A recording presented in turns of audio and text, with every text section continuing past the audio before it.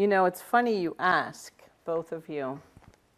I happen to have a reading that's very Zenish.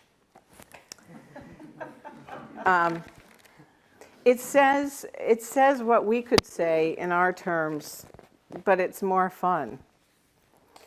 So it's by Chuang Tzu.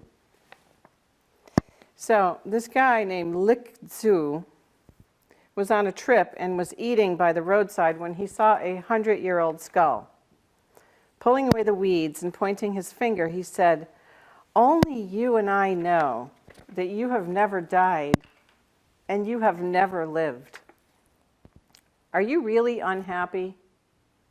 Am I really enjoying myself? The seeds of things have mysterious workings. In the water, they become brake-vine. On the edge of the water, they become frog's robe. If they sprout on the slopes, they become hill slippers. If hill slippers get rich soil, they turn into crow's feet. The roots of crow's feet turn into maggots, and their leaves turn into butterflies.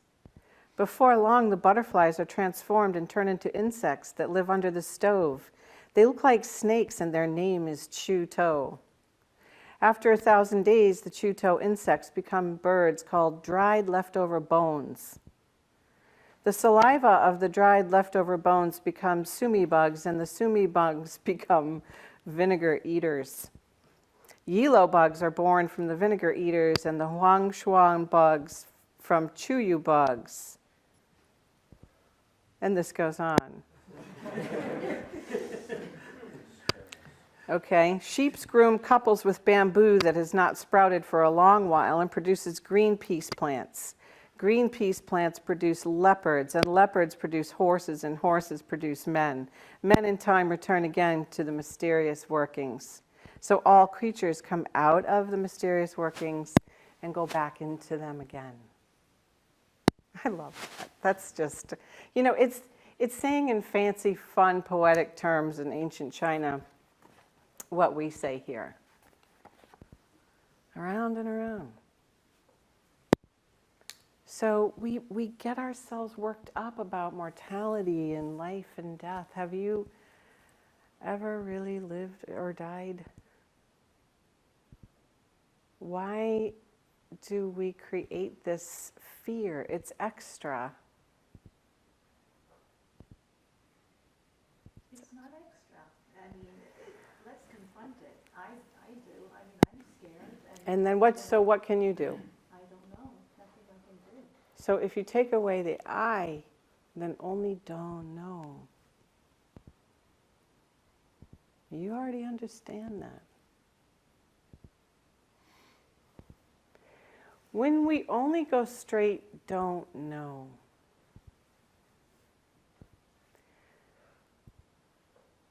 Everything is complete.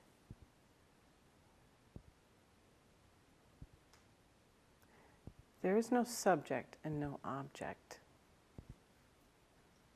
Without subject and object, there are no opposites. Life and death that you're talking about is opposites.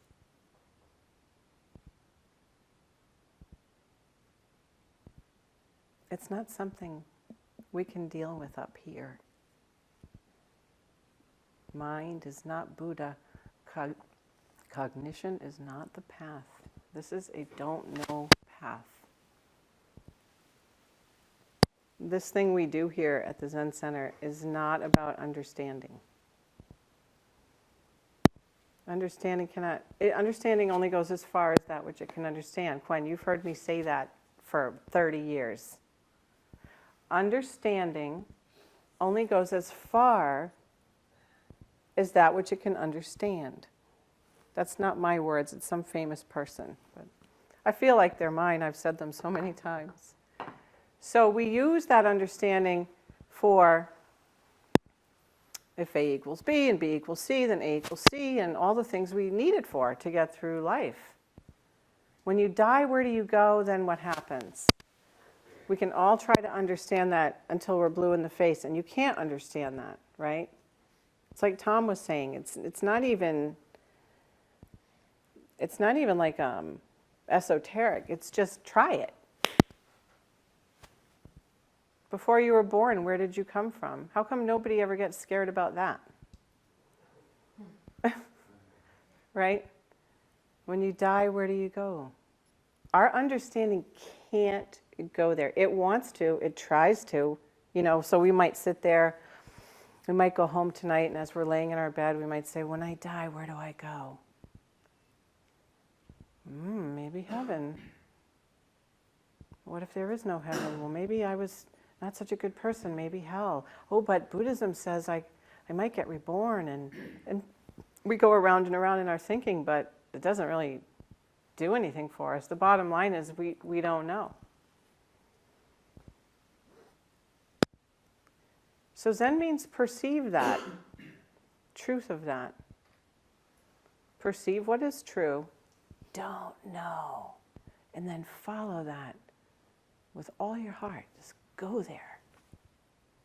And all the yes but this and yes but that, you know what? Just be like, off with your heads. Just go there. Okay?